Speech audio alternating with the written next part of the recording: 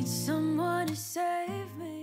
Bonjour à toutes et bienvenue dans cette nouvelle vidéo de couture qui nous est sponsorisée par Atelier Bernie, donc merci beaucoup à Morgane la créatrice. C'est la deuxième fois qu'on travaille ensemble et je tenais à vous remercier de sa part puisque la dernière fois elle m'a fait un super retour par rapport à notre première collaboration. Elle m'a dit que grâce à la vidéo elle avait pu toucher une toute nouvelle clientèle et donc j'imagine qu'il y a pas mal d'entre vous qui avaient découvert la marque à l'époque par ce biais. Vous vous souvenez peut-être que j'avais cousu du coup la robe Georges, j'en avais fait deux versions d'ailleurs tellement j'avais aimé le patron. C'est une marque qui reste quand même assez jeune mais son style il s'affirme de plus en plus. C'est vraiment très féminin, romantique. Il y a aussi pas mal de touches rétro dans les options des patrons, mais vous n'êtes pas obligé de les faire. Moi, c'est toujours un détail qui me plaît. Là, en plus, c'est le printemps. Elle a une esthétique qui colle parfaitement avec la saison. Et je vous avais raconté un peu l'histoire du début de sa marque qui fait qu'au départ, elle vendait des produits finis, vraiment des vêtements qu'elle cousait elle-même.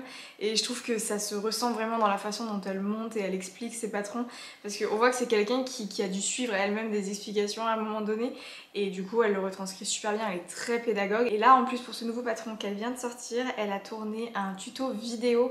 Je trouve ça génial qu'il y ait de plus en plus de marques qui prennent la peine de tourner des vidéos d'accompagnement parce que personnellement moi c'est ce qui me parle le plus et c'est comme ça que j'ai le plus appris la couture je pense. D'ailleurs cette vidéo je l'ai regardée intégralement ce matin et je me disais waouh elle dure super longtemps la vidéo d'explication, ça doit être super technique et tout. Non en fait c'est juste elle prend vraiment le temps d'expliquer mais super bien, elle prend vraiment le temps donc pour les débutantes c'est idéal. Et donc son dernier patron qui est sorti il y a quelques jours maintenant c'est cette blouse Eugénie, donc Eugénie en référence à l'impératrice Eugénie, elle donne toujours des noms de femmes qu'elle trouve inspirantes ou des femmes qu'elle aime tout simplement à ses patrons. C'est une blouse qui se caractérise par cet empiècement ici arrondi sur l'avant et sur le dos avec une patte de boutonnage dans le dos et vous avez surtout l'option de faire pas mal d'incrustations de dentelle donc si vous n'en avez jamais fait avec la vidéo explication vous allez vraiment bien apprendre à les faire. Et vous avez aussi la possibilité de faire une version toute simple qu'elle a fait elle dans un Vichy jaune et blanc. C'est trop mignon aussi si vous avez un tissu très imprimé et qui se suffit à lui-même, voilà. Mais moi je vais faire donc une version avec des petites incrustations de dentelle comme ça. On peut en faire aussi sur les manches et sur les poignets. Donc voilà, si vous voulez faire quelque chose de très ornementé, c'est trop bien. Que vous dire, le patron, pour moi il est tout à fait accessible aux débutantes parce qu'il y a une vidéo. Les points techniques c'est vraiment l'incrustation de dentelle si vous choisissez cette option. La patte de boutonnage honnêtement ça va pour faire juste des petites boutonnières dans le dos. Vous avez des poignées de manches avec une petite fente et tout ça. Et de ce que j'ai vu il y a deux finitions pour les poignées de manches suivant ceux que vous allez choisir.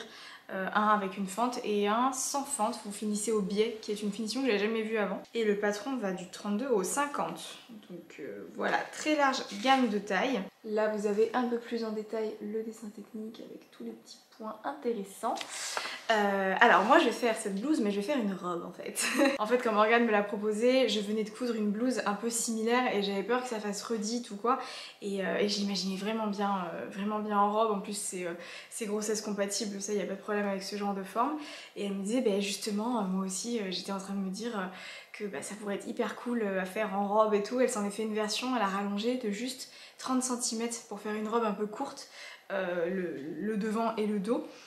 Moi je vais faire la même chose en fait, j'ai trop envie d'avoir une robe comme ça, vraiment dans un style, alors moi j'ai moins un style rétro mais ça va être plus bohème, un peu chic, un peu folk, tout ça. Je vais faire toutes les incrustations de dentelle sauf celles au niveau des poignets. Moi je vais faire des poignets simples qui se ferment avec des boutons parce que j'aime bien pouvoir retrousser les manches de mes robes et tout ça. Ici il fait rapidement très chaud donc j'ai pas envie d'être trop coincée, je voudrais pouvoir la porter le plus longtemps possible. Au niveau de la taille normalement je devrais faire un 36 mais là du coup je vais faire un 38 pour être sûre d'avoir un peu plus d'aisance même si le modèle n'est pas nécessairement ajusté. Et je vais rallonger du coup de 35 cm, je pense que ça passe dans mon coupon de tissu pour être sûre, voilà, parce qu'il y a le volume du ventre aussi. Donc je vais essayer de viser large quitte à recouper un peu après.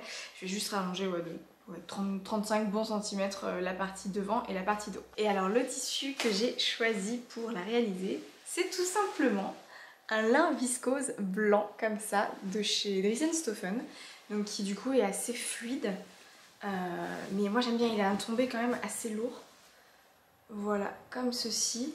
C'est légèrement transparent comme du lin viscose. Mais pour moi ça me pose aucun problème. Franchement moi les vêtements transparents surtout l'été, c'est pas transparent mais voilà avec les bons sous-vêtements il n'y a aucun problème. Et je sais déjà que je me remercierai d'avoir des vêtements légers quand il va faire super chaud.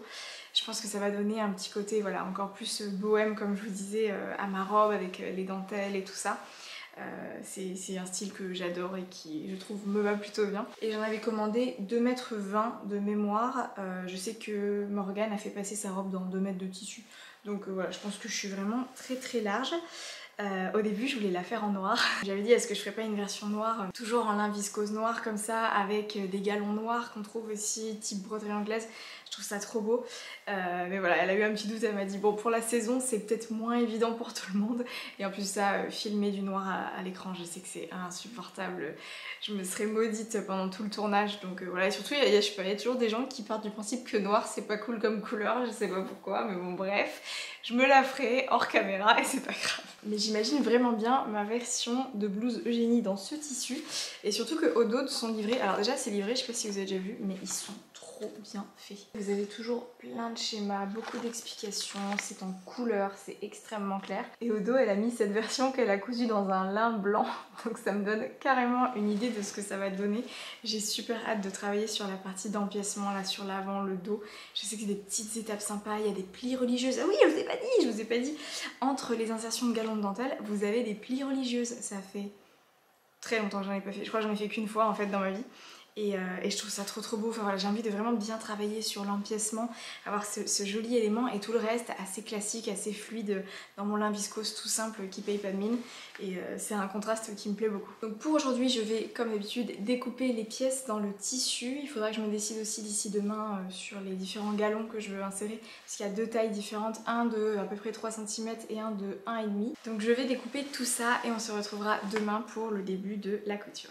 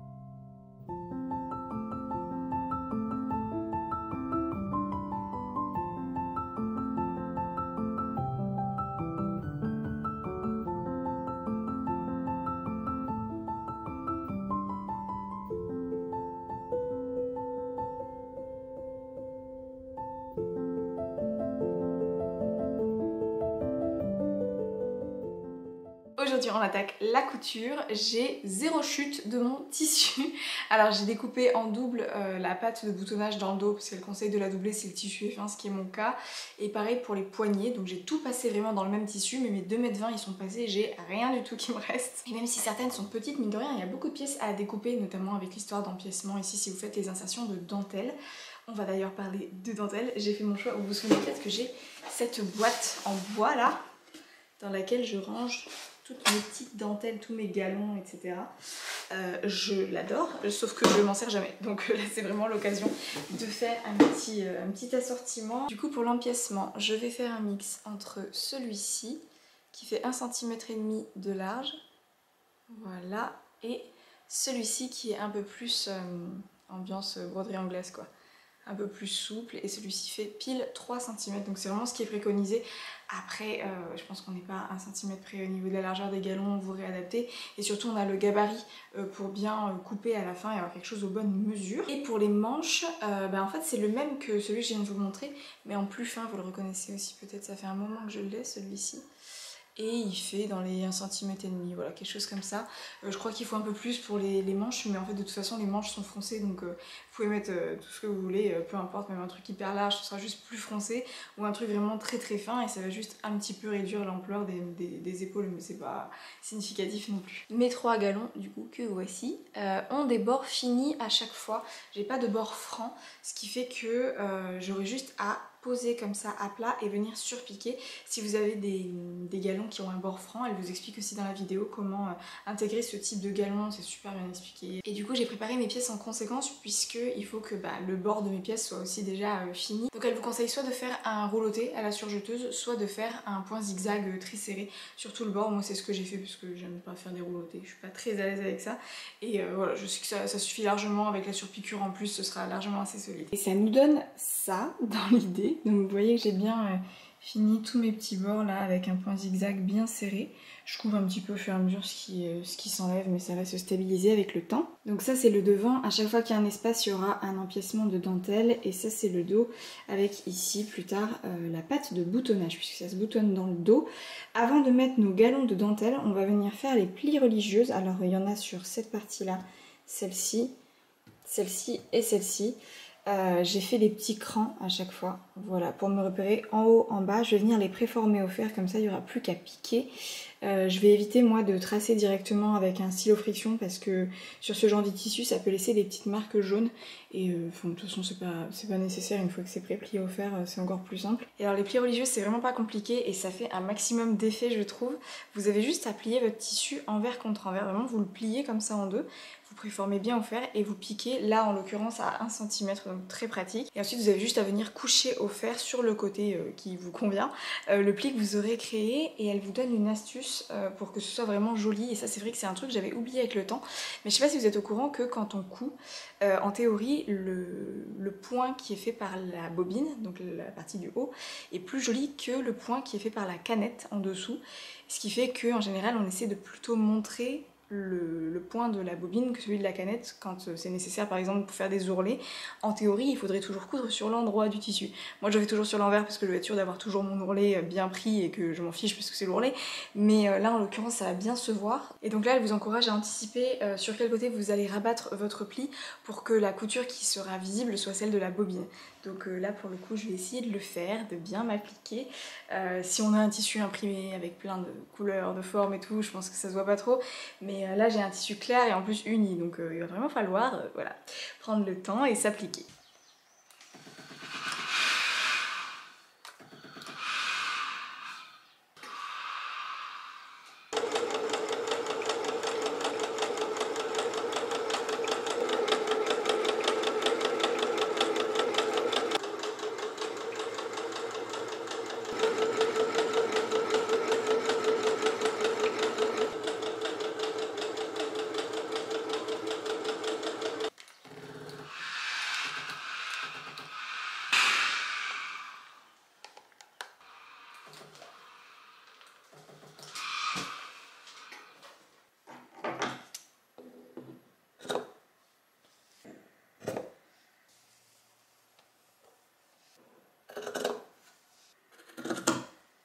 Et voilà ce que ça donne. J'adore les plis religieuses, je trouve que c'est tellement délicat, c'est super joli.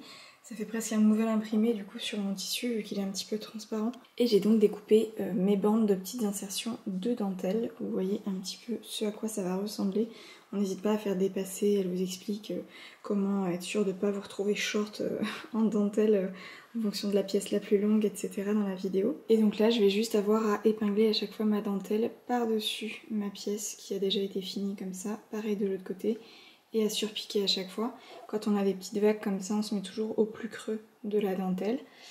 Là sinon celle-ci c'est tout droit donc facile. Et sur les manches aussi j'ai préparé mes dentelles. Sur les manches c'est tout simple, hein. J'ai mis du coup mon petit galon comme ça en orientant l'arrondi vers le dos, voilà, sur les deux. Donc je vais faire tout ça et ce sera déjà énorme pour ce matin.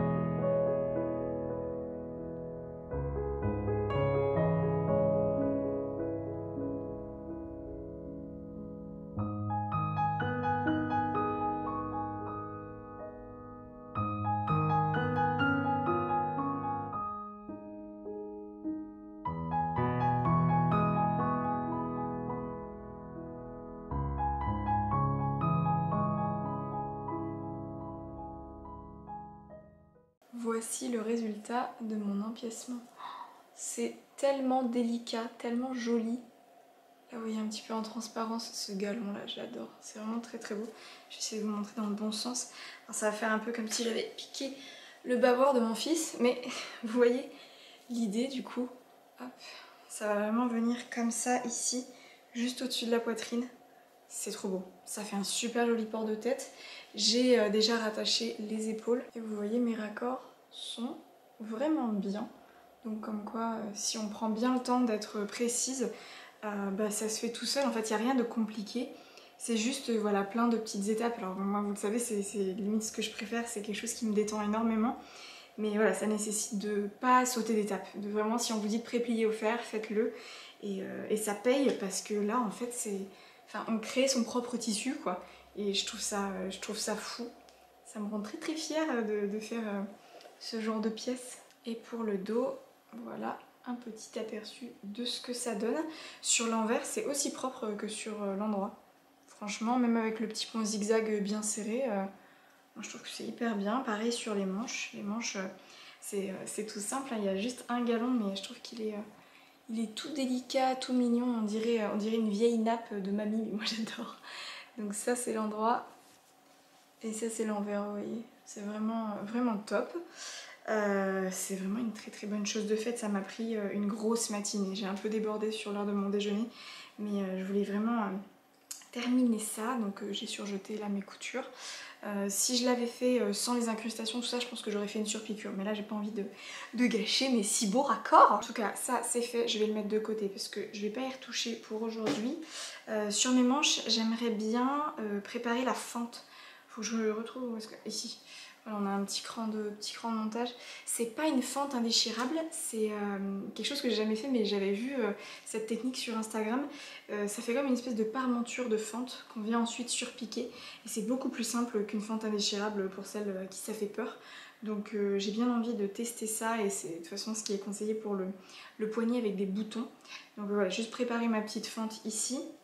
Sur les deux manches. À cet effet, j'ai déjà préparé mes deux petites languettes là qui vont servir de parmenture de fente.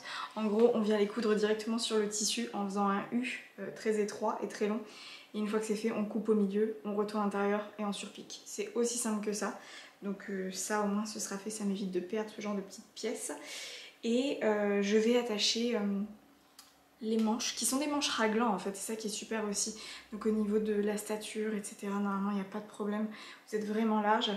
Rattacher donc les manches au devant et aux deux parties dos. Donc c'est vraiment, du coup, moi c'est des parties robes pour moi qui sont normalement des parties blouse. Ça me permettra voilà, d'avoir pas mal de pièces rattachées entre elles et d'y voir un peu plus clair. Et je pense que c'est tout ce que je ferai pour aujourd'hui. J'essaie de, voilà, de pas trop forcer, de me ménager parce que je sens que faut pas que j'abuse si je veux pouvoir continuer à tourner des vidéos assez longtemps. Donc voilà, écoutez, on fait ça et je vous retrouve demain pour la suite qui normalement va nous faire bien avancer.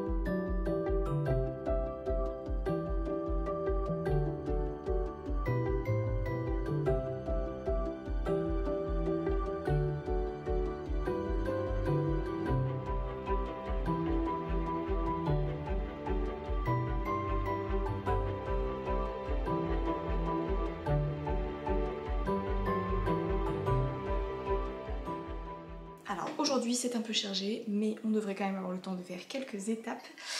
Pour revenir sur la fente de manche que j'ai fait hier là, avec cette histoire de petite parmenture, c'est génial, c'est super rapide, c'est super simple, c'est propre, il n'y a pas de pince, c'est trop bien.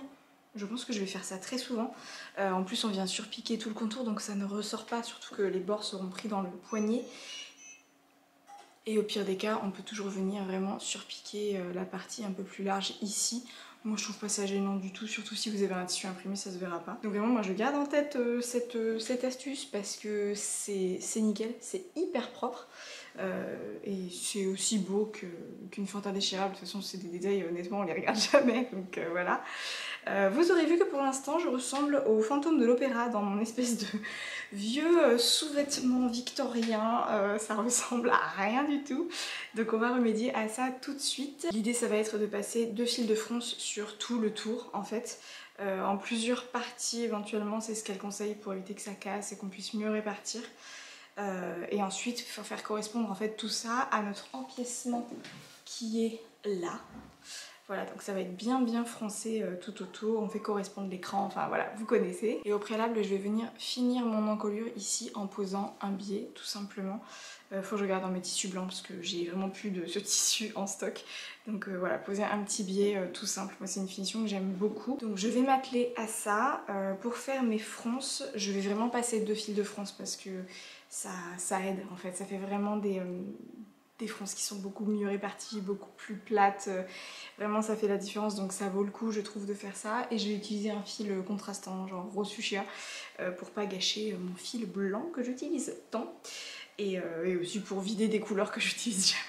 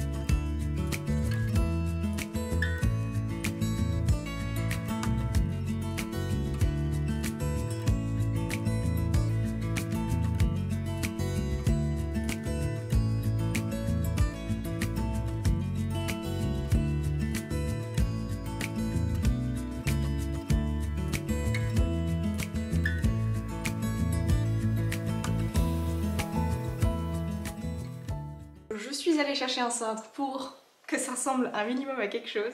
Ça y est, j'ai un semblant de robe. J'aime trop. L'empiècement là maintenant il prend vraiment tout son sens, c'est tellement joli. Au final c'est pas si froncé que ça sur l'avant et le dos, on a beaucoup plus de fronce sur les épaules, alors on a des petits crans etc pour bien faire correspondre les raglans, avoir quelque chose de symétrique, c'est très bien fait. Perso je trouve ça vraiment très joli, ça va faire une pièce bien travaillée dans mon dressing et les vêtements blancs c'est mes préférés donc je sais que je vais la porter. Cette étape des fronces à faire, à répartir, etc.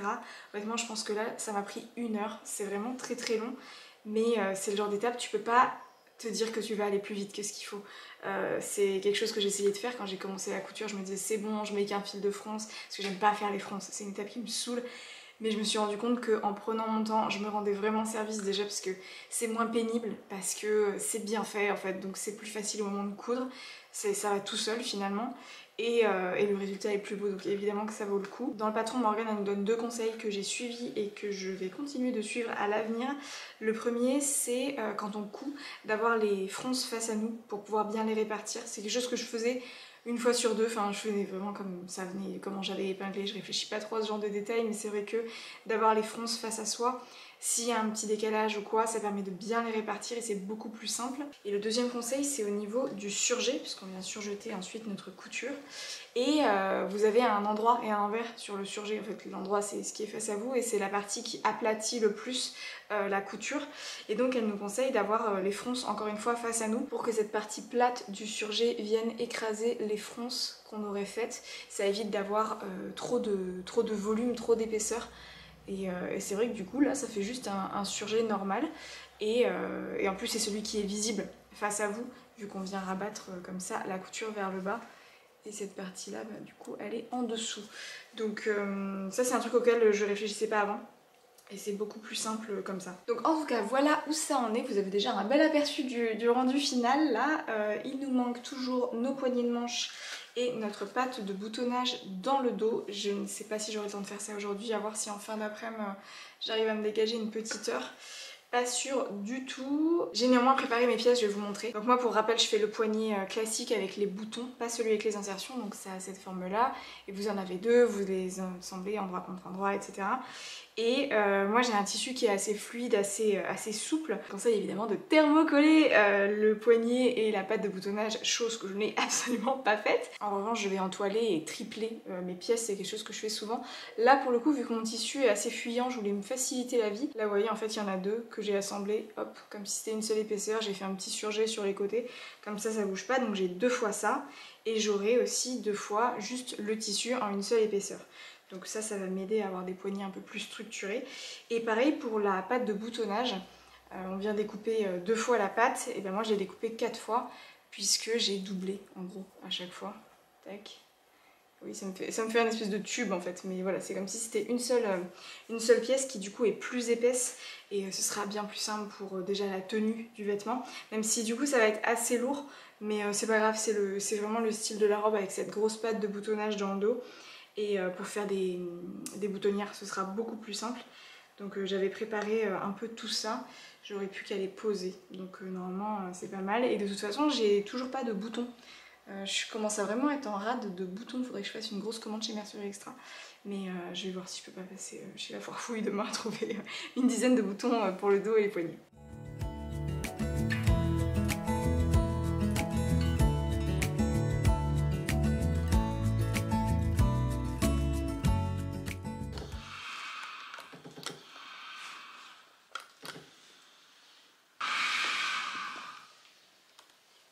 Bon, sans surprise, hier j'ai pas du tout eu le temps de me remettre sur la couture, mais aujourd'hui je vais terminer ma robe. Je vais venir fixer mes petits poignets de manche que j'ai assemblés par le haut comme ça. Voilà, j'ai préparé mon rentré au fer. Ils sont prêts à poser. Et même chose pour mes 2 bandes de boutonnage. Voilà, j'ai juste préparé mon rentré. Il faut que je fasse mon ourlet du coup avant de le poser. Et vous vous souvenez, j'avais rallongé de 35 cm la partie jupe du coup. C'était pas du tout nécessaire, je pense que 20 cm ça suffisait parce que j'ai enlevé à peu près ça. Donc 20-25 cm ça aurait été suffisant. Et voilà, je l'ai fait bien à la longueur, au-dessus du genou. Après ça dépend évidemment de la longueur que vous voulez et de votre taille. Moi je fais 1m60 donc forcément j'allais pas rallonger de beaucoup. Et ce matin je me suis trouvé des petits boutons blancs tout simples comme ça chez la foire fouille. J'en ai 15, je vais essayer de tout utiliser parce que j'aime pas avoir des boutons qui traînent, des boutons tout seuls, j'en ai déjà beaucoup trop. Boutons blancs en plastique, tout simple. Voilà, c'est parti.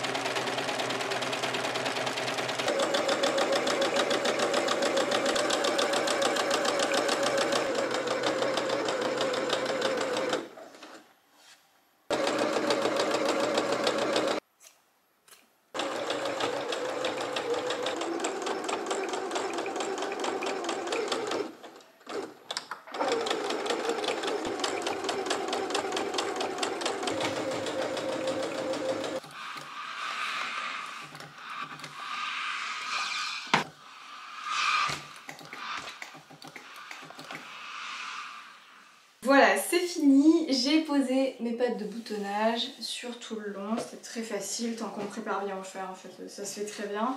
Et sur les poignets, voilà, on a le poignet de manche un peu arrondi comme ça, avec un petit décroché pour venir superposer par-dessus. Il ne me reste plus qu'à faire une quinzaine de boutonnières et à coudre mes 15 boutons et on pourra se retrouver pour le rendu final.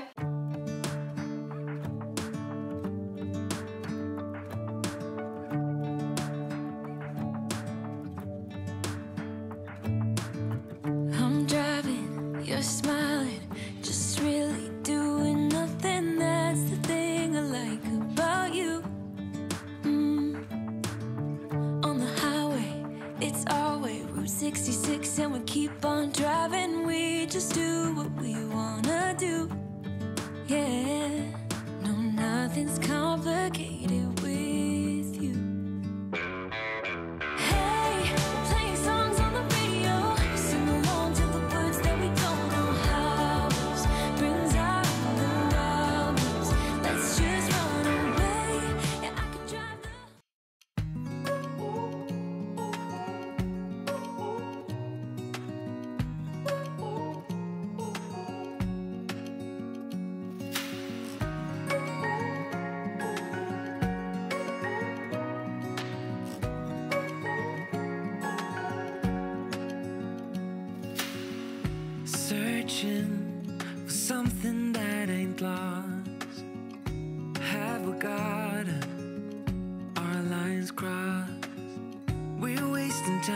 stuff that doesn't really matter, while wishing for something better. I try to fix things that weren't broken, misunderstandings and words unspoken. We fall apart and I won't dare to say, do you feel the same way? Maybe you don't wanna know, but you don't see what you have in front of you. Or maybe I'm not enough for you, so maybe I should go. If I had known from the start, this wouldn't have ended with broken hearts, 'cause I don't wanna waste my time.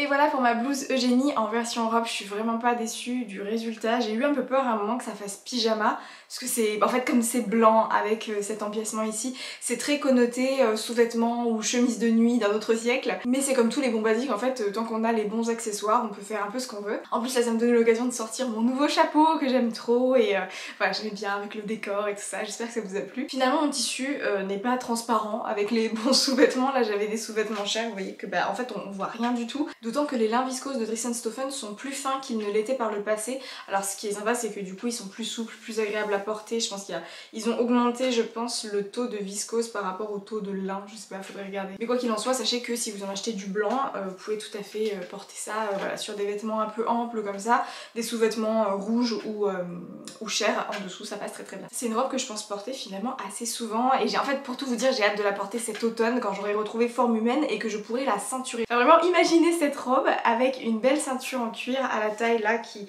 amplifie un peu l'effet de fronce qu'il y a sous l'empiècement. Voilà, ceinturée comme ça, la taille bien marquée, une paire de bottes évidemment, petite veste sur les épaules. Moi j'ai trop hâte. Et l'avantage de l'encolure assez haute comme ça, c'est que ça permettra de porter des sous-pulls, voilà, des choses pour avoir bien chaud, tout en ayant une apparence de vêtements voilà, très fluide, très léger, qui allège un peu la silhouette dans ces saisons un peu plus froides. Je le redis, mais pour moi c'est un vêtement qui est tout à fait accessible aux débutantes qui sont motivées. Avec la vidéo, franchement on peut pas se tromper. Les marges de couture sont incluses, etc. Le livret est très bien fait. Enfin voilà, Atelier Bernie, moi j'avais aucun doute là-dessus. J'en profite pour remercier à nouveau Morgane, la créatrice, d'avoir sponsorisé la vidéo, ça fait vraiment très plaisir. Et elle vous a créé un code promo de moins 30%, donc je vous laisse aller voir ça. Tous les liens sont en description et il est valable pendant 5 jours. J'espère que cette vidéo vous aura plu, que vous aurez eu l'occasion d'apprendre des petites techniques et des astuces en même temps que moi du coup. Je vous retrouve très vite pour une prochaine vidéo. D'ici là, prenez soin de vous. Ciao ciao.